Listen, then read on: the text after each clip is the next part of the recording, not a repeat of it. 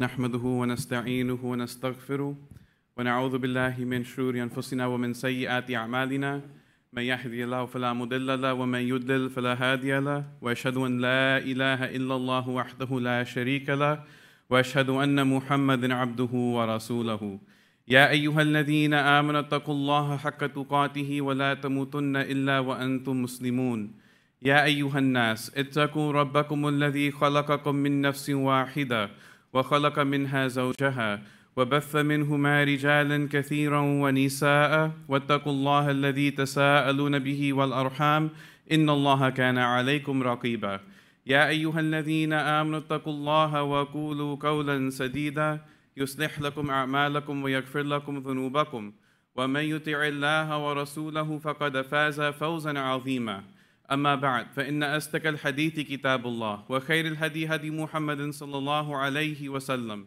وشر الأمور محدثاتها وكل محدثة بدعة وكل بدعة ضلالة وكل ضلالة في النار.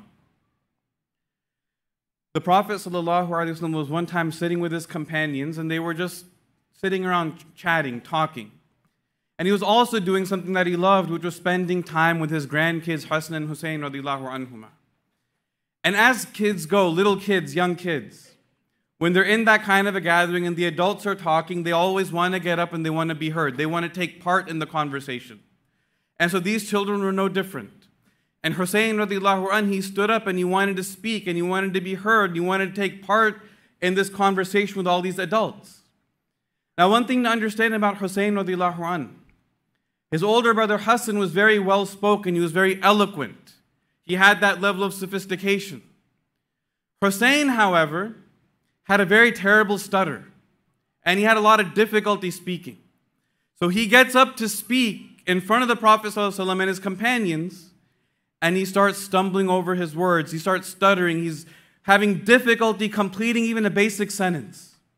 And he's just falling through his words, and he keeps going. His kids, they want to be heard. He keeps going and going, stumbling and stumbling.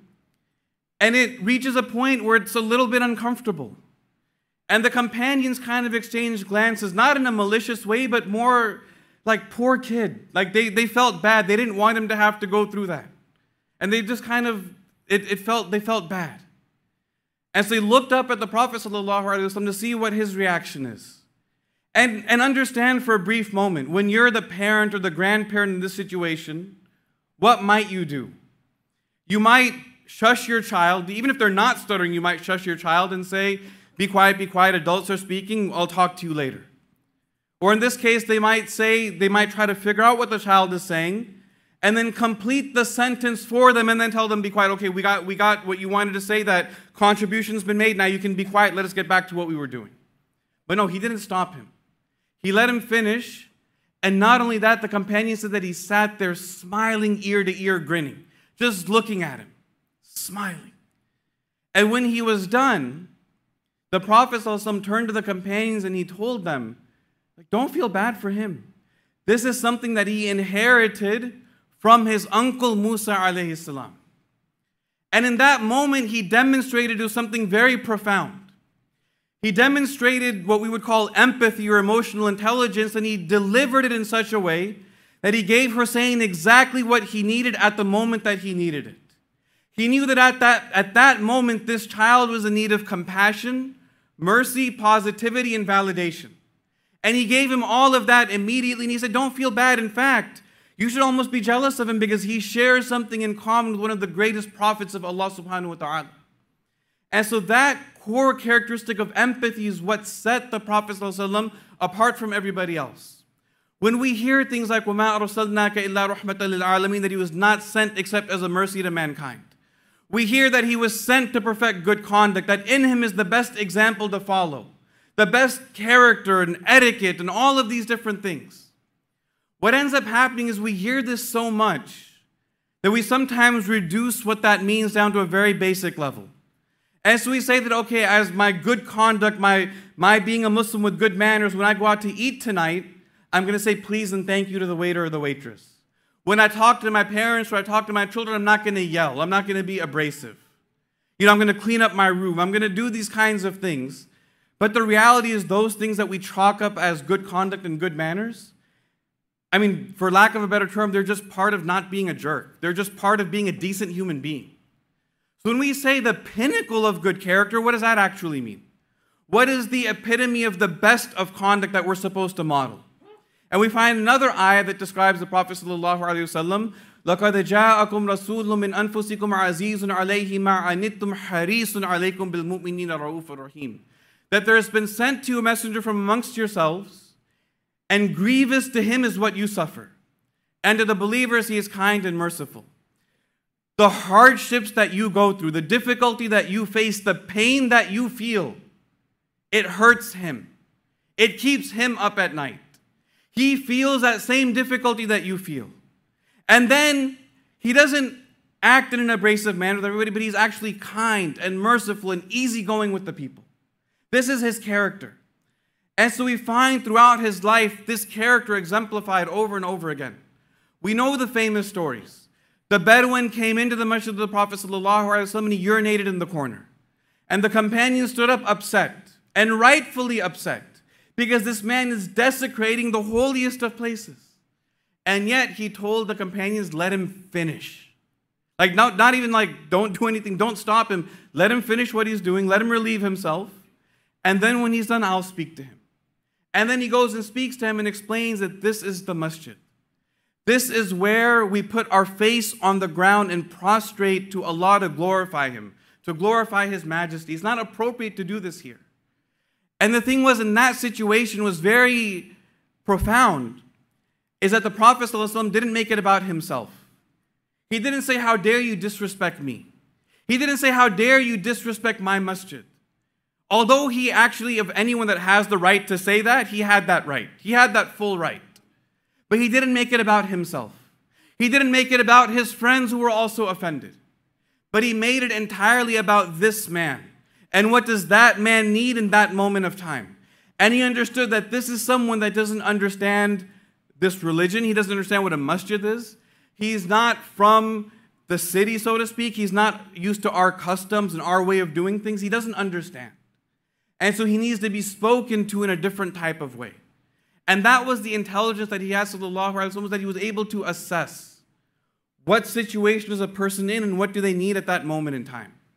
When the young man walked into the masjid and he said, Ya Rasulullah, give me permission to fornicate. Now again, we imagine someone walks in at a Friday family night and they make this request not with the formal terminology, but in a perhaps more slang type of way. What would our reaction be? We would get upset, and rightfully upset. And the companions were rightfully upset. And they said, how dare you walk in and disrespect the Prophet ﷺ in this way? How dare you do that? And again, he told everybody, calm down. Again, easygoing, Ra'ufur Rahim, kind, merciful. Told everyone, calm down, relax, take it easy. He took the young man aside and he spoke to him. He said, this request that you're making of me, would you like if someone did this with your sister or your niece or some female relative of yours? He said, no, absolutely not. Absolutely not. He says, so if I was to allow you to do this, it would be with someone else's sister or daughter or something else. So why would you put them through that same pain that you don't want to go through? So he understood. He put his hand on his chest. He made dua for him. Now what's very interesting is that the Prophet could have told him when he made this request, no, adultery is haram, zina is haram. These are the punishments for committing adultery. This is what will happen to you in the hereafter. You will go to hell. You will go, this, and this. He could list it off, all the punishments in the hellfire for people who commit that deed. He could have done that. And that's what we often do. And of anybody that had the right to do that is him, because he could have pronounced that verdict on him at that moment in time. But he knew that that's not what that young man needed at that time. He didn't need the information. The information was not going to change his behavior. Having knowledge of that was not going to absolve this particular situation. It wasn't going to make him act any differently. So he spoke to him in a way understanding, how can I make him understand this so that we get the intended outcome, and that is the empathy that he has, sallallahu alaihi wasallam. See, the mistake that we make oftentimes is that we think that the information is going to be enough.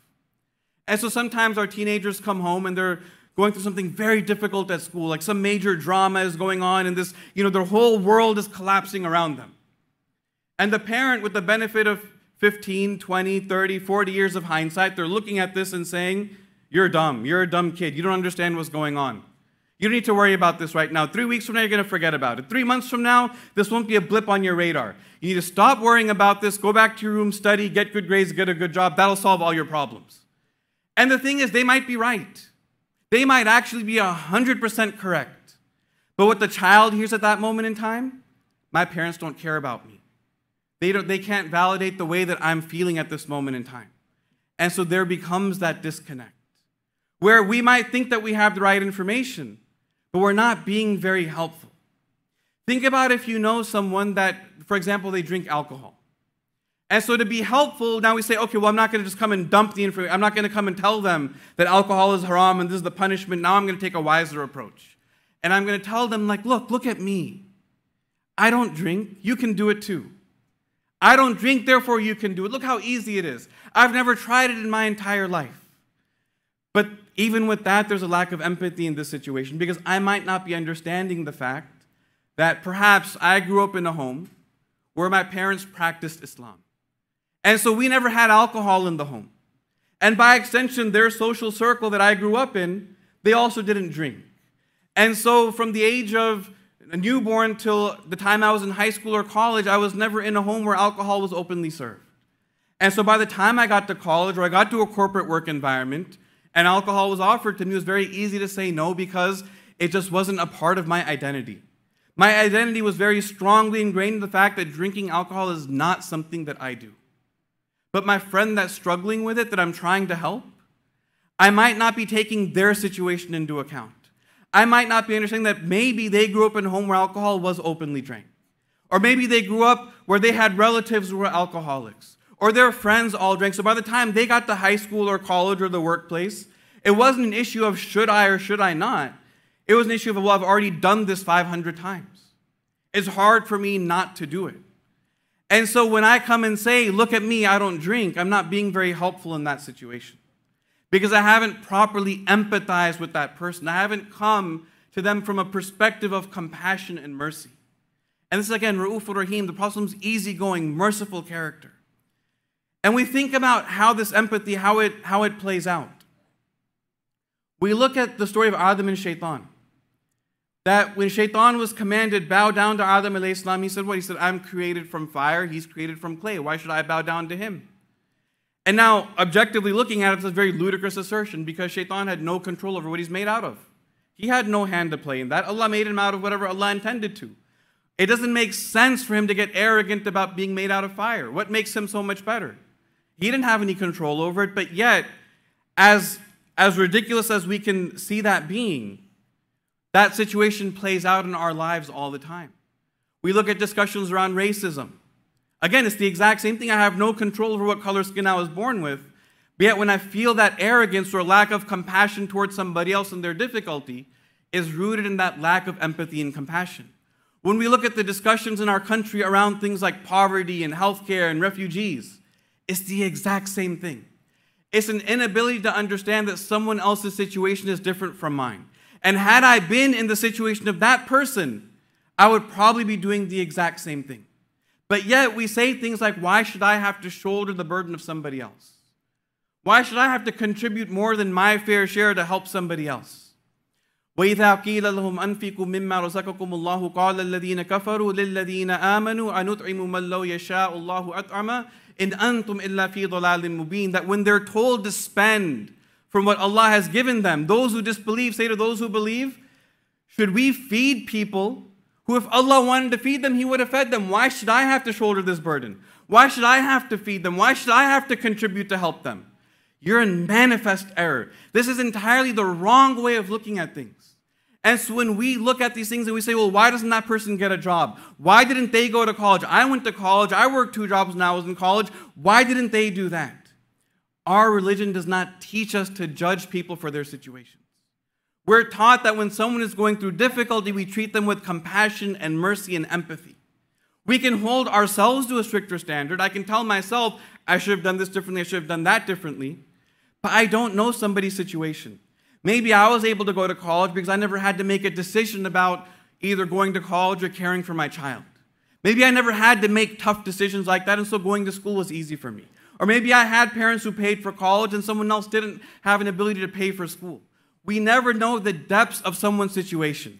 And we never know what we would do if we were in that situation ourselves.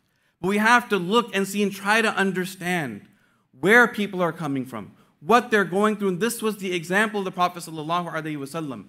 And this was something that he trained the companions on. We know that in the days of Jahiliyyah, the days of ignorance before Islam came, they used to have a practice of burying infant girls alive because they didn't like baby girls. They weren't as valuable as the young boys. So baby girl would be born, they would bury her. For what crime was she buried? What did she do? She did nothing, but they did this. And then we see that at the conquest of Mecca, when the Muslims are leaving, a young girl comes running out saying, "Don't leave me behind. I have no one to take care of me. I'm an orphan." And the companions start fighting with one another.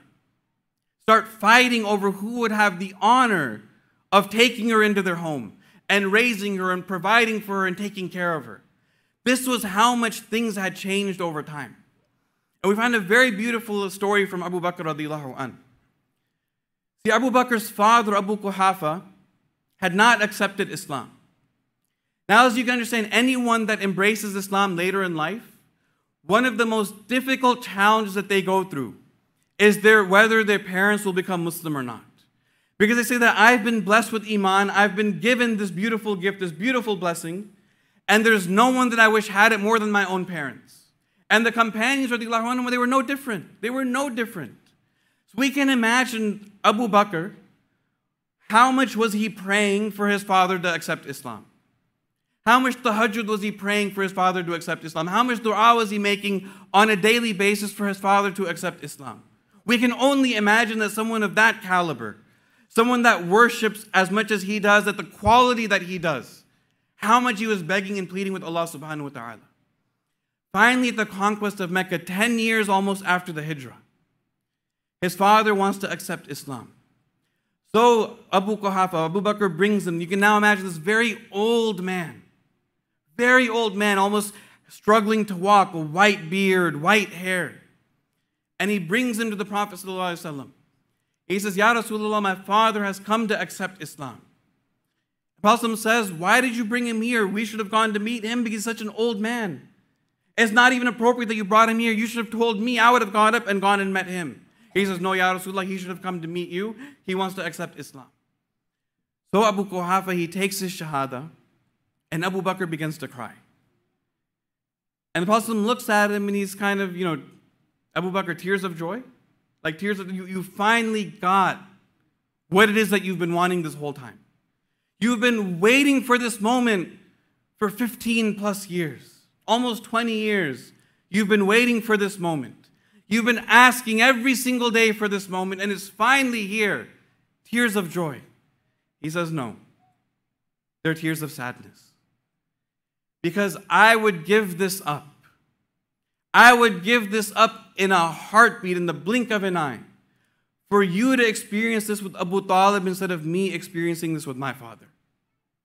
That was Abu Bakr. Abu Talib had passed away a decade ago. He had passed away years ago. And we know the Prophet was hurt by the passing of Abu Talib because he was like a father figure. He protected him, he helped him, but he didn't accept Islam. And Abu Bakr, a decade later, in what should be the happiest moment of his life, one of the happiest moments of his life, all he can think about is not himself, not his father, not his own happiness, but wishing that the Prophet ﷺ experienced that instead of him. That was his example. That was how the companions showcased empathy. So for us, we can take that example. We can think about people that are close to us, difficulties, and just simply stop and reflect for 2 minutes, 3 minutes. Friends of ours, people close to us, just think about some difficulty that they're going through and just make dua to Allah to alleviate that difficulty for them. Just stop and think about something tough that someone else is going through. Make dua for them and thank Allah for not testing us with that same thing, because again, we don't know how we would react in that situation. But this was the empathy, the care, the concern of the Prophet sallallahu alaihi wasallam. وَأَقُولُ قَوْلِي هَذَا أَسْتَغْفِرُ لَكُمْ فَاسْتَغْفِرُوهُ.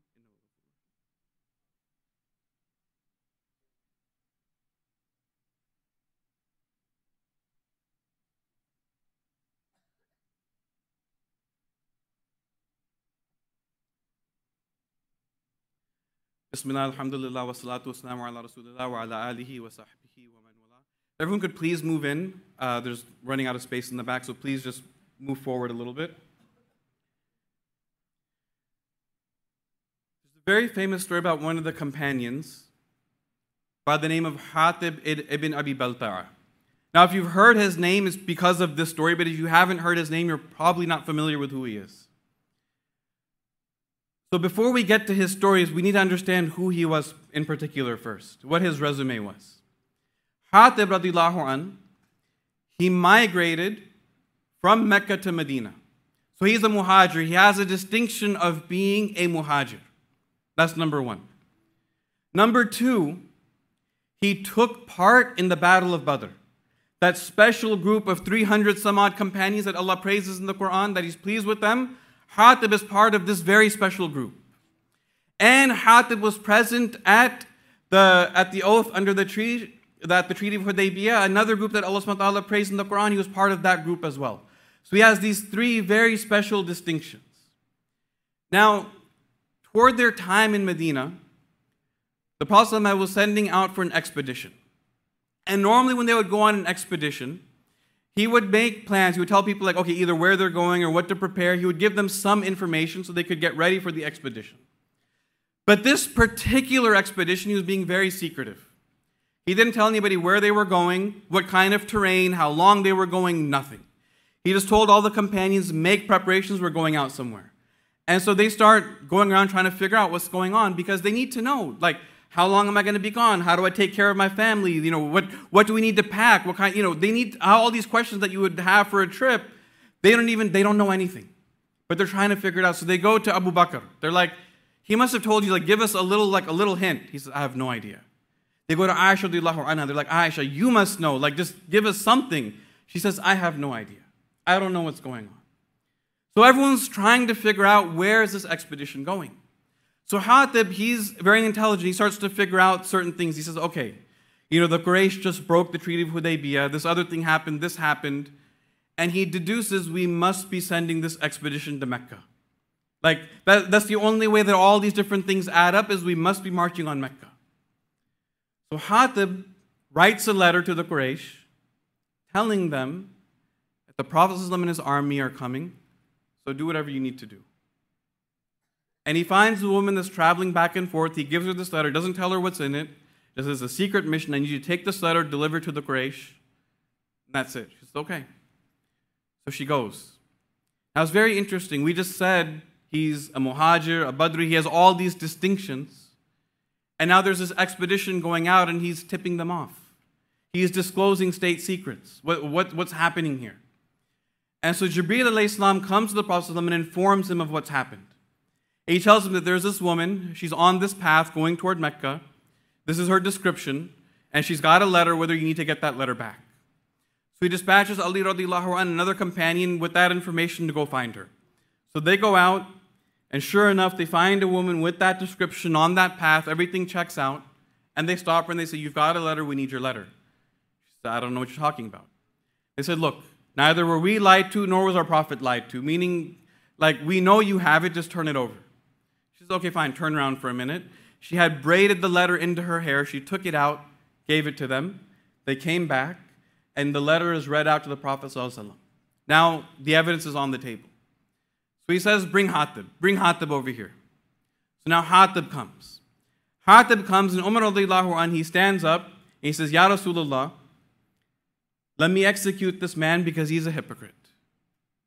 He is helping the non-Muslims attain victory over the Muslims. He's just, giving out all this sensitive information.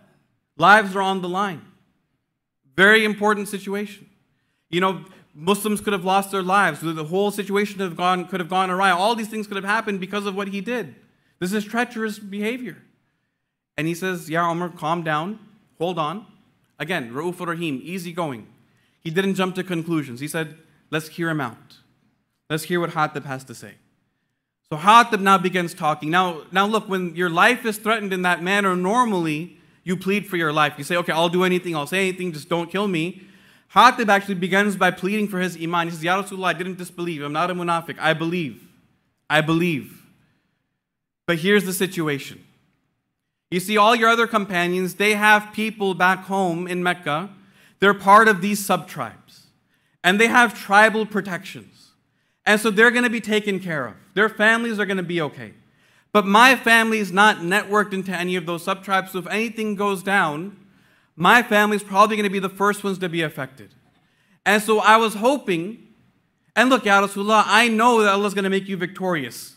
I have that iman. I know Allah is going to grant you victory regardless of what I do. It doesn't matter if I tip them off. You're still going to win. We're still going to win. But I was just hoping that by giving them this little favor, that they might do a favor by my family and my family would be helped or spared. That's all that I was hoping to get out of this. So Umar radiallahu anh, he stands up again. He says, Ya Rasulullah, let me execute him because he's a traitor. Even if he's, okay, maybe he's not a munafiq, but he's still a traitor. He still disclosed sensitive information. He still put people's lives at risk. He did all of these things. And the Prophet said, Ya Umar, maybe Allah looked at the people of Badr and said, do whatever you want because you're forgiven. And what Hatib said is correct.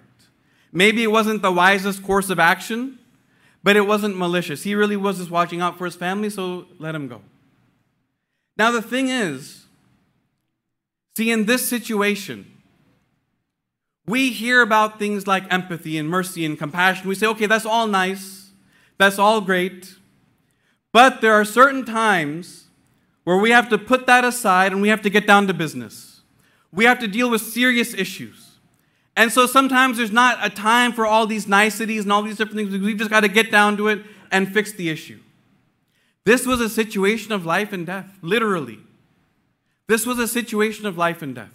This was a red alert situation with very sensitive information. And in that high alert situation where companions are upset, they're saying this man needs to be executed, all this is going on. Even in that moment of high alert and stress, the Prophet ﷺ still found a way to empathize and be compassionate. Even in that moment when the stakes were high, when it would be the most difficult to implement that behavior and that character, he found a way to do it, sallallahu alaihi wasallam, and that is why he is the pinnacle of good character. That is why when we say that he perfected good conduct, this is what it means. It doesn't just mean please and thank you. It means that when the times are most difficult to implement that good behavior, he found a way to act with that. He found a way to still put himself aside, put himself in someone else's shoes, see the situation from their perspective, and still find a way to be merciful and kind to them. That was his overriding character, sallallahu alaihi wasallam, and one that we hope to implement. That Allah gives us that empathy, that compassion, that mercy in all of our dealings with everybody. Inna Allah wa malaikatahu yusalluna ala nabi. Ya ayyuhalladhina amanu sallu alayhi wa sallimu taslima. Allahumma salli ala Muhammad wa ala ali Muhammad. كما صليت على آل إبراهيم وعلى آل إبراهيم إنك حميد مجيد اللهم آتنا في الدنيا حسنة وفي الآخرة حسنة وقنا عذاب النار اللهم انصر الإسلام والمسلمين في كل مكان وصلى الله على نبينا محمد وعلى آله وصحبه أجمعين وإقام الصلاة.